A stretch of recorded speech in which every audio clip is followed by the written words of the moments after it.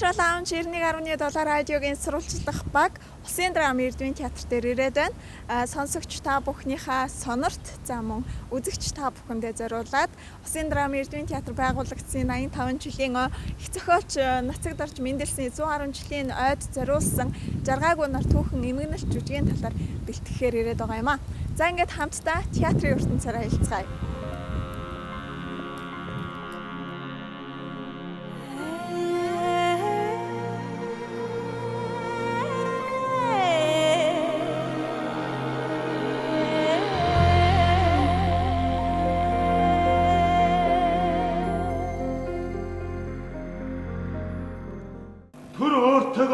Хүнийг номхон байлгахын тулд нэг бол мөлхүүлдэг, нэг бол цогтолдог гэдэг эртний үг байдаг. Гэрлийн одоо юу гэдэг дээд мандлаг гэж байдаг л та юмны.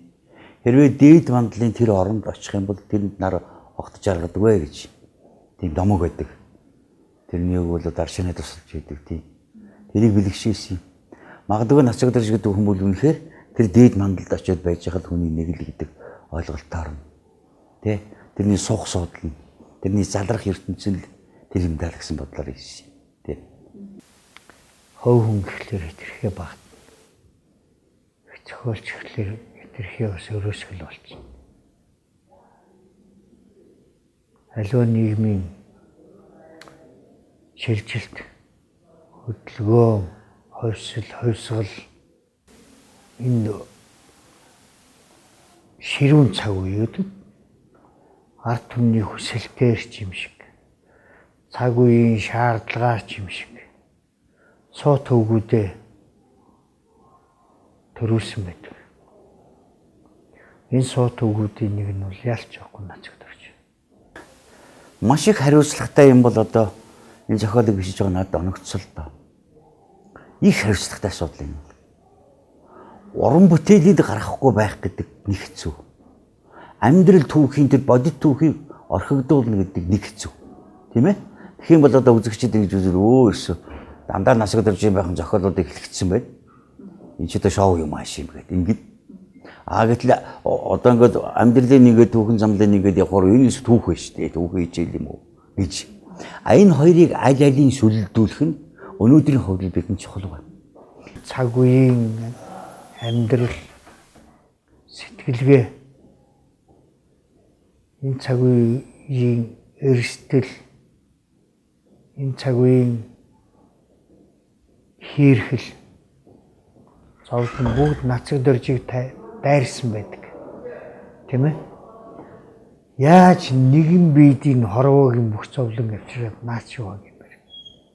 Тэр түүхэн үйл явдлуудыг ерөөсө хотлоод зохиогоогүй.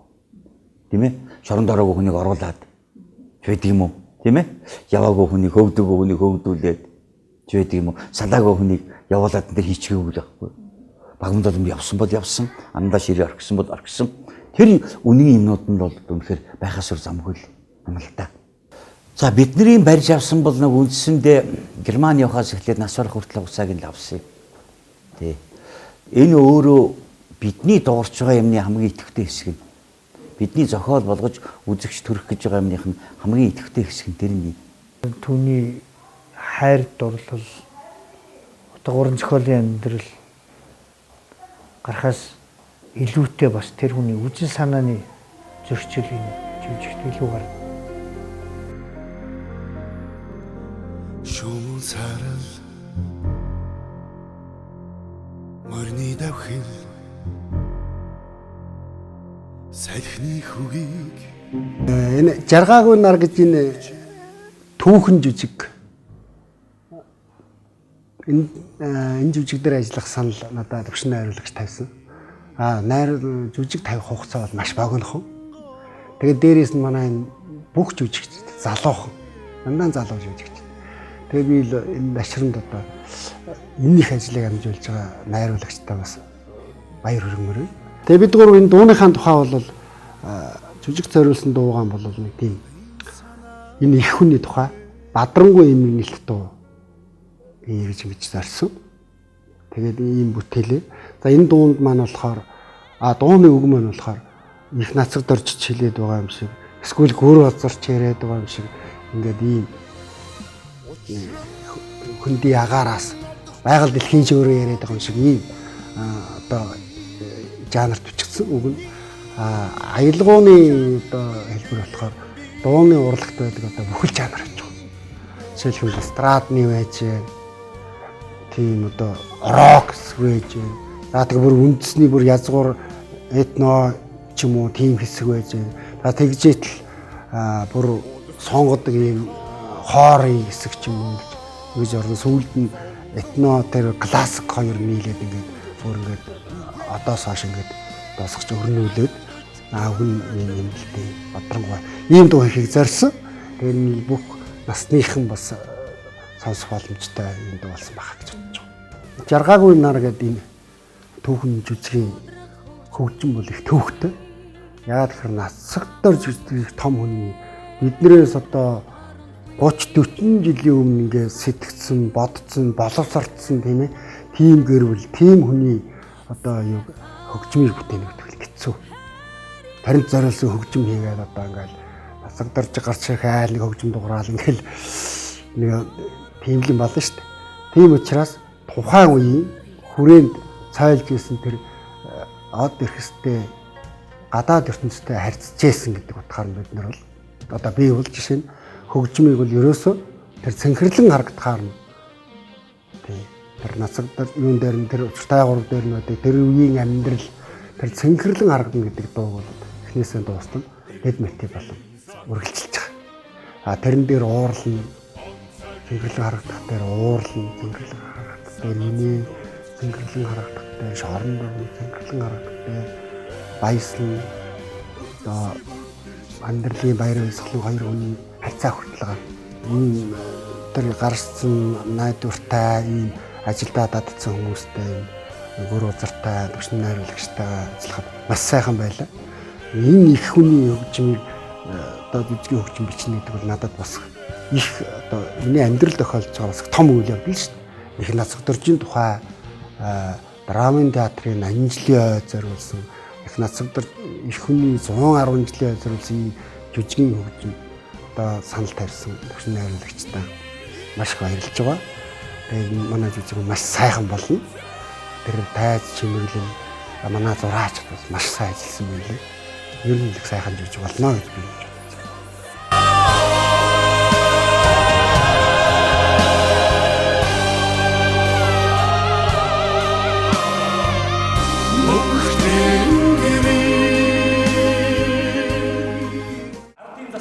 Байгуулагдсан үеэс эхлэн энэ улсынхаа хүнд хүчээр ажил зүтгэж ирсэн бөгөөд өөрийн биеийг боловсруулж сургуульд ороодыг хүсэж байгаа тул харьяалтын хорооны ордогч гишүүн танаас нам эвлэлийн шалга цэвэрлэх комисс танаас мөн үйлдвэрчний эвлэлийн комисс танаас тус бүр чөлөө олгуулахыг гуйсуваа. Эхлээл найруулагч Нацагдор жишээний хоёр идэр болдог гэл арталт нь шууд намдаг чингүүн гэл үе гээл заада цохолоо тэрч уншаагүй за намдаг надаа хамттай эхнээсээ дуустал явах юм байна да гэл утсан. Тэгэл артал нь пагамд болон нянаг мэдээж бол баярлна. Баярлахын хажуугаар бол судлаад ирэхин хувьд одоо миний хувьд бол хамгийн том айдас үүсч эхэлж байна. Одоо ч гэсэн айсаар л. Хамгийн анх дүр хүлээж аваад бол маш их сайхан санагдсан. Энэ бол яг жирийн энгийн одоо уран сайхны жүжиг биш болохоор бидний хувьд бол бас ингэ түүх бичиж үлдээж ийн гэсэн үг л дээ. Тийм болохоор ингээд Нино Чистокова гэдэг энэ эмэгтэй дээрээс нь одоо гадаад тий Орсын эмэгтэй дүр дээр ажиллах юм байна да гэж би бодоод ер нь их л айсан. Тэгтээ ер нь их баярлсан. За энэ хүмүүс одоо бидний одоо мэдхээр суут одоо бэлэг үнэ суут Монголын бахархал 10 жилээс маань эхлээл миний нутаг од за тэгээд миний хин сураг хүн болго мэддэг нацаг дөржиг хүн болго мэддэг хинээс ч асуусан нацаг дөрж юм бэ гэхлээр зохиолч их зохиолч гэж ярьдаг. Гэхдээ амьдралыг нь асуухаар хинч мэддэг. Өөрөөр хэлбэл мэддэг хэрний мэддгээс идэг байхгүй. Энэ л. За тийм ингээд уран сайхны дүр гэх юм уу да тий жүжигийн ингээд хүн зохиогоод бичсэн дүрийг бол жүжигчин ингээд ямар ч маягаар ингээд өөрийнхоороо фантазлаад ингээд хийх боломж байдаг л да. бодит хүнтэй бол айгүй болгоомжтой харьцахгүй бол яагаад гэвэл одоо энэ хүний тухайд гэж бодоход 100 хэдэн жилийн за нэг 100 жилийн өмнөх үйл явдал гэж бодъё л да. Тэгэхэд л ингээл ач зээн байж ах боломжтой. Тэр хүнийг таньдаг байсан нэгэн цаг үед амьдарч байсан хүмүүсийн үр хүүхдүүд нь байж гэн тий. Тэгэхээр би ингэж дураараа хандаж болохгүй. Тэгэхээр илүү нарийн судалгаа хэрэгтэй. Тэгээд тэр хүний тэр яг хүсэл зорилго нь юу байсан бол гэдгийг их тодорхой гаргах хэрэгтэй. Тэгээд тэрийг ингэж өөртөө бийжүүлж хийнэ гэдэг бол жүжигчийн үнэт бол илүү хариуцлагатай нэлээд бэрхшээлтэй байдаг юм байна гэдэг бол одоо мэдрээд явж байна. Энэ дүр маань хамгийн урт наслсан намдаггүй, донорын намдаггүй төрийн огшоо шагналт. Монголын одоо драмын театрын загалмаас эцэг гэж яригддаг энэ хүн бол одоо бүх хүмүүсийн нүдэнд одоо мартагдлгүйгээр саяхны хүртэл 1984 оны хүртэл байсан манай ахмадууд мэдж байгаа. Тэгэхээр нөгөө дөрүүдээс эрс өөр болж хуурж байгаа юм л да. Тэгэхээр сууд хүмүүнийг л ерөөсөө л тухайн цаг үе нийгэм биш эргэн тойрон байгаа хүмүүс нь биш тэр хүнийг уран бүтээлүүд нь л ингэж өнөө хүртэл ингэж авч явж байна л да. Би бүр нүдийг нь уншаад бүрстэ нулимс гарсан шүү дээ. Үнэхээр л аль нь ингээл 30 дөнгөж гараал ерөнхийдөө өнгөрсөн юм шиг байгаа юм л да. Тэгэхээр тэр богино хугацаанд ямар их амьдрал үзэж ямар олон юм ингэж давн туулж одоо насандаа байхгүй ямар хэрсүүд юм өстөн онцох шиг амьдралаар амьдэрсэн юм бэ л гэж бодсон бүр өстөө. Өөрөө ирэхгүй ингэ түүхийн судалгаар бүр нулимс гарч байгаа юм чи тэгэл улам ингээл яана гэж бодогдол. Тэгээд голцоо одоо миний хувьд нацаг дөржийн Нинада зориулсан шүлгнүүдээс ихсүүлээд дээрээс нь хүн Орос эмэгтэй хүн ерөнхийдөө яаж сэтгэдэг талаар одоо өөрийн бас энэ давхар Оросыг судлаа явчихж байгаа. Тэр Орос эмэгтэй хүн Монгол эмэгтэй хүн хоёрын юмыг хүлээж авах байдал бас өөр үүдэг шүү дээ. Сонин хүн байна. Агуу хүн байна. Гайхамшигтай хүн байна. Цаг үедээ одоо гэж 2 удаа хилэнгүүдийн шоронд орж цаг үеийг зөндөө алдсан. Тэрнийхэн дараад нь буцаж театр дээр ирэх гэж яаж их цаг хугацаа асар олон жүжиг бичв. Одоо өнөөдөр Монголын сонгодог гэдэг зохиолуудыг маань намдаггүй л бичсэн байгаа. Тэрнээс л одоо бид нар өнөөдөр үлгэр дуурайл авч тэр зохиолыг задлаж мүлжиж өнөөдөр орломоо их жүжиг хүртэл тавигдчих манай 80 жилийн ойгоор тавигдчих байсан. Тэгэхээр л айцс бол айхтрал дэндүү. Тэгээд Айдас байсан бас. Би анх ромжлоод жүжиг юм бас ромигийн дүрийг авчаад надад бас айгүй их айдас. Одоо имэйлд би чадах болов надад ингээд итгэл хүлээлгэж гэсэн найруулагч байгаа итгэлийг алдчихгүй хүн шиг би энэ дээр ажиллах юмсан. Ягаад вэ гэхээр би өөрийгөө ромео гэж юусоо төсөөлж яваагүй байхгүй. Тэрнтэй адилхан бас нацаг дөржин дүрийг авах тас би өөрөө нацаг дөрж гэж бас төсөөлж бодож үзэж байгаагүй. Тэгэхээр бас л одоо бас найруулагч байгаа итгэлийг алдчихгүй. Тэ мэ? Үзэж байгаа үзэгчд хүртэл одоо ингээд нацаг дөрж ийм биш ээ гэдэг ч юм уу те. Эсвэл бол ийм хүн байсан юм уу гэдэг ч юм уу те. Хүн болгоны хандлагууд нь өөр шүү дээ. Тэгэхээр бас л тухайн имэйлд айдас хамгийн түрүүний хүн ингээ баярлахаас илүүтэйгэр би хийх ёстой болчихж байгаа байхгүй одоо хийх ёстой би чадах ёстой би чадах болов өөр юу гэх юм бэ ингээ нөгөө баахан нөгөө нэг юм асуултууд байгаад байна л да ингээд нөгөө толгой дотор чи эргэлдэж байгаа тэр бүх асуултууд л айгүйх тийм одоо буулгагдчихсан байна. Одоо энэ нөгөө тавирал нь одоо жишээлбэл нээлтийн дараа ч юм уу эсвэл бол жижиг маань нэлийн өрсөний дараа ч юм уу тэгж л одоо тайлагдах юм уу бүү мэд. Дүр хуваалцсан мөчөөс эхлээл ингээд бодож эхэлдэг байхгүй. За одоо юу хийх стайл яах стайл гэх. Тэгээд одоо энэ сүүлийн 1 сар бараг театр дээр амьдарч штэ. Тэгэхээр чи өөрөө ирэхгүй ингээд тэр хүний ертөнц рүү орхоос өөр арга болж байгаа байхгүй. Тэгээд үргэлжил тэр тухайл бодож байгаа юм чаа. Ингээд жүжигийнхаа ихсэг толготоос одоо энэ дээр ямар юу байсан бол одоо ингээд зан гарш ингэ хүртэл бүрдүүлэхэд хэцүү байгаа байхгүй юу? Герман морныг зорж өрнийн боловсролыг өөрийг мэдсэн сурсан тайгаар төгсжүүлэх болно. Баяртай. Насан хүний хувьд бол ялгаатай боловч бас зарим талаараа байна ижлэх юм байна. Харагдах талаас бол ижлэх. Харагдах талаас харагдах талаасаа ижлэх юм байна. Цаашлах юм бол зан характерын хувьд ижил төстэй юмнууд маш олон байна. Хөдөлгөөнтэй би өөрөө бас айгүй хүүхчих хөдөлгөөнтэй хүн. Манай намдаггүй бол их зохиолч намдаггүй бол одоо тэгэл бас хөдөлж байхдаа бүхнийг боддог. Хөдөлж байхдаа ерөөс зүгээр судгүй. Тэгээд зүгээр судгүйгээд одоо би дөнгөж 21 настай 22 настай байгаа.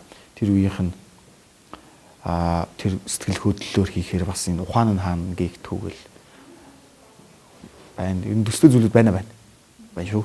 Тэгэхэд бол Нина Честкова бол одоо Монголд хэдхэн жил ирээл буцаа явсан эмэгтэй байгаа хэрэг. Тэгээд тэр хүн ингээд бичдэггүй, зурдаггүй, ямар нэгэн зүйл үлдэх боломжгүй эмэгтэйсэн. Тэр хүнийг бараг авд сусан нацагдорж пагамдуулам тухайн үед хүрээлэн бай амьдарч байсан хэсэг бүлэг Орос нөхдүүд одоо түүний одоо өөр хүүхэд анаанда ширээ тийм ээ энэ хүмүүсээс бас өөр хүн мэдхэд ер нь их түүхтэй байх. Бид бүхэн ч одоо тэр үед амьдарч байгааг учраас хэцүү байсан. Тэгээ шууд даган дуурайгаад бас жүжиглэж болохгүй. Мэдээж энэ бас уран сайхны мэдээж жүжиг учраас тэрэн дотор өөрийн гэсэн үзэл бод жүжигчнийхээ өөрийнхөө үзэл бодлыг шингээх, уран сайхны түүхэн дүр болгож бүтээх. Тэгээд бас олон шалгуур, олон бодлууд байна. Тэгээ хүн болгон бодит дүр хүн мэддэг учраас янз янзаар ярьж байна. Тэрнээс анализ шүүж тунгааж задлан шинжилт дүгнээл нэг дүрийг бүтээх гэж гарах гэж л зорж байна да.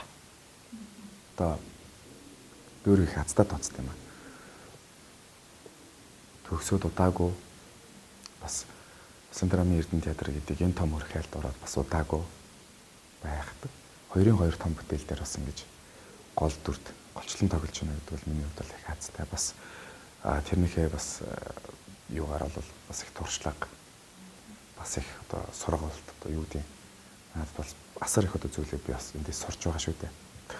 Хувь хүний юунд ч гэсэн нөлөөлөх байхаа. Яг л би өөрөө энэ юунд айгүй их дурлж байгаа. Айгүй их ингэж шүтэж, биширч ингэж энэ дүүрээ тэр бодит хүний дотроо ингэж маш их хүндэлжлэх сэтгэл төрж ингэж ажиллаж байгаа. Тэгэхээр хүн зүгээр л адил наад зах нь маш их хатуужилтай байх хэрэгтэй юм байна гэдэг жишээний ч юм уу те хүн хүсэл зорилготой хүрэхийн тулд ямар их золиосыг гаргаж ямар их тийм зориг эмгтэй хүнээс ч гэсэн гардаг юм бэ. Пагамдуулан бол өөрөө бас язгуурын угсаатан тийм ээ. Тэгээд тэр хүн бас угсаатан хүнтэй сууц, тайж хүнтэй сууц. Энэ хоёр залуугийн боловсролыг энэ чацууд тавих хэмжээнд хэлэгдэхээр тэр хоёр бол зөвхөн ертөнцийн таашаал болон хайр дурлалаараа нэгдсэн гол биш миний хувьд. Миний хувьд тэр хоёрын үзэл санаа нэгтгэж ирсэн. Тийм ээ? Тэр хоёрын эрхчлөөний үзэл санаа нэгтгэсэн.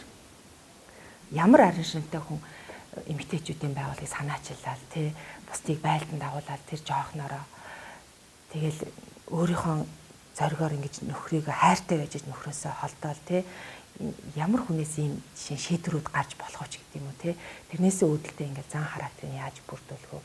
Тэгэл ингээд одоо ингээд харахад тэр хоёрын туйлын зорилгыг ингээд бодоод үзэхэд бидний тийм дүнэлтэн төрөд байгаа. Ерөөсөө л маш ихийг мэдээ сурыг одоо бид нар айгүй харанхуй бүдүүлэг байгаа юм байна. Эхлээд өөрсдөө сурыг, өөрсдөө нүднээ дараа нь ард түмнийхээ нүдийг нээч гэдэг юм уу те ийм зорилгыг айгүй жоохнороо тийм 20 тэмдэг залуучууд тэгээл Герман руу, Орос руу явж исэн байгаа байхгүй юу. Тэгэл ирчээл хүртэл дахиад Японд очиж сурмаар байна гэл дандаа нөхөртөөгөө хамт ингэж сурч исэн.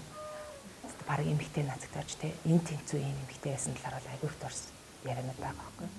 Хамгийн хорол дээр Монголын эмэгтэйчүүдийн байгууллагыг үүсгэн байгуулагч Пагамдуулангүй тэр охин тийм үү тэр бүсгүй Монголын эмэгтэйчүүдийг гэрийн зарцын ажлаас эрийн боолын ажлаас чөлөөлөх тухай 3 өгүүлбэр хэлгээд 5 удаа эрх чөлөөгөө дуурсан байх жишээ. За тэгээд үзэгч түмнийг Улсын драмын Эрдэнэ театр энэ оюуны их уурхай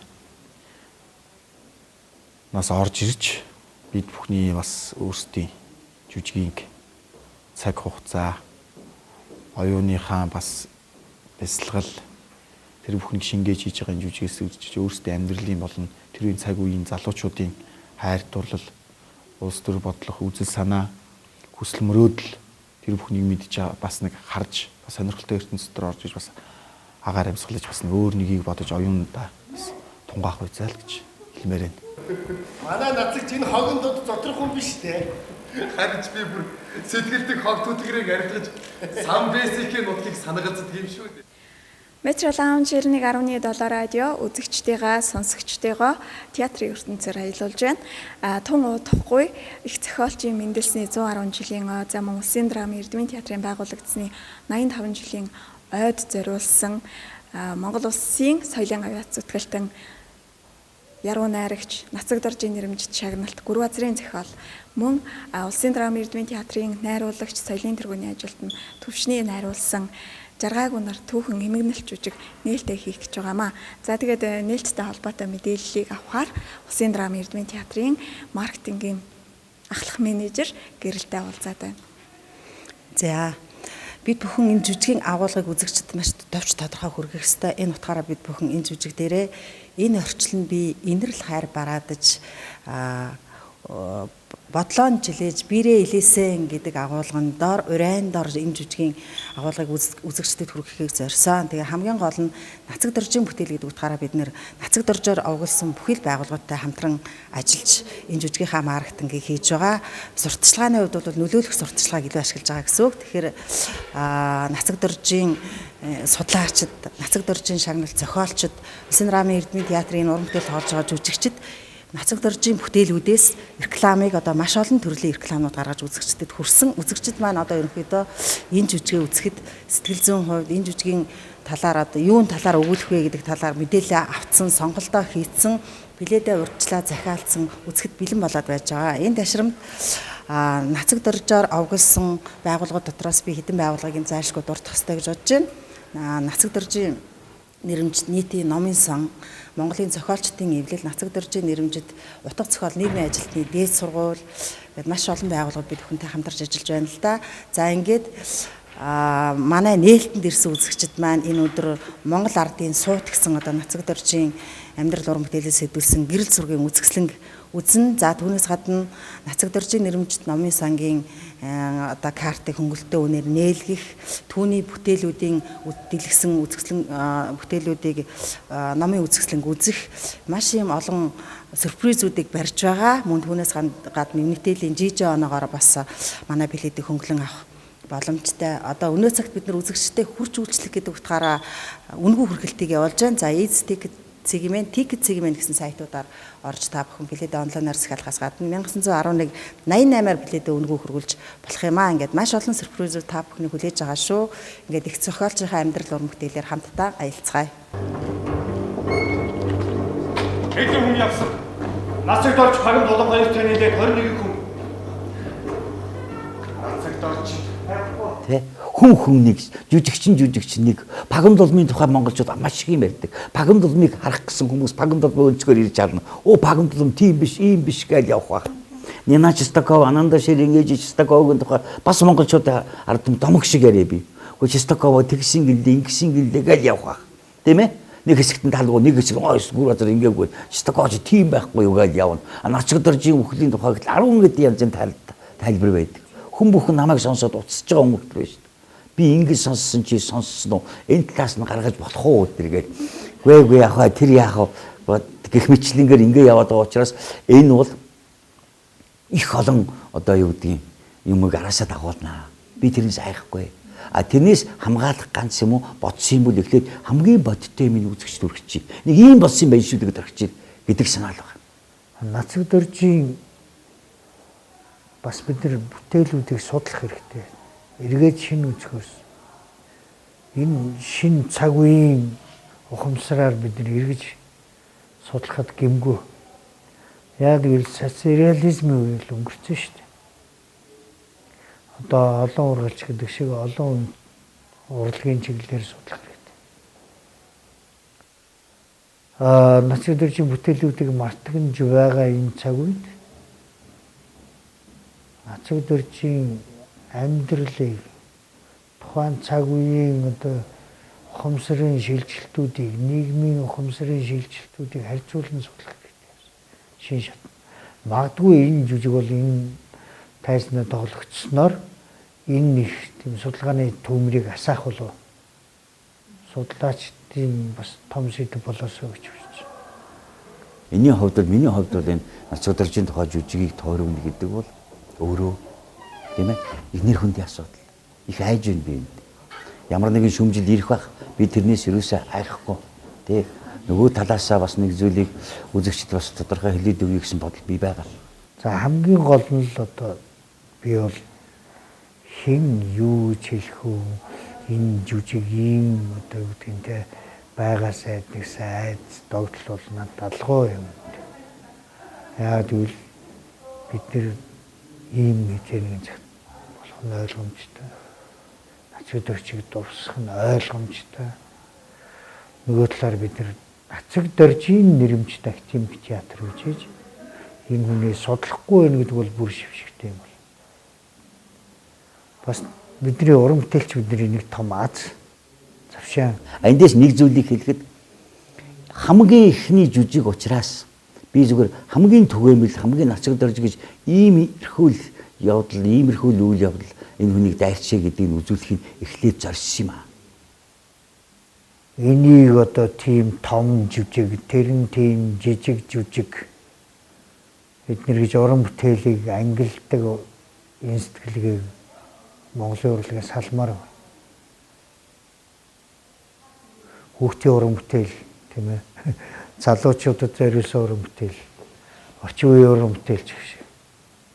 Адилхан л уран бүтээл шүү дээ. Сонгодог жүжиг гэхлээр л одоо юу гэндээ ингээл баруун гараараа хийгээл хүүхдийн уран бүтээл болохоор зүүн гараараа, сулгаа гараараа хийгдэж болохгүй шүү. Тэрнтэй адилхан уран бүтээлч бол уран бүтээлч л байх шүү. Тий догдолтой хүлээж байна. Гэхдээ би догдолтой үлээхтэй бас би нэлээд хэдэн эрдэмтдийн одоо бас хандятаж тэднийхээ зөвлөгөө авч байгаа учраас тэднийхээ өг сургаалыг одоо их сонсож байгаа. Тэднэртэй байн гүйж очиж ярьж байгаа.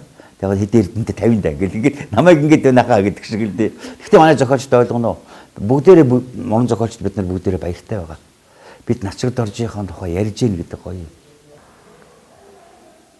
Энэ жүжигийг энэ цагт тавих ёстой юм байж энэ тавилтыг миний бие өдөрдөж миний найруулгаар драмын театрын дүүгээ цагийн бүх уран бүтээлчдийн тэр дундаа залуу уран бүтээлчдийн оролцоо одоогоор тавих ёстой юм байж манай уран сайхны зүйл захиргааны зүйлийг нэг тийм ажил болгох учиртай юм байж тэгэхээр нөгөө талаас бид нар үзэгчдийн өмнө үүрэг хүлээж байна. Энэ бол чанартай үүрэг бүтээх үүрэг.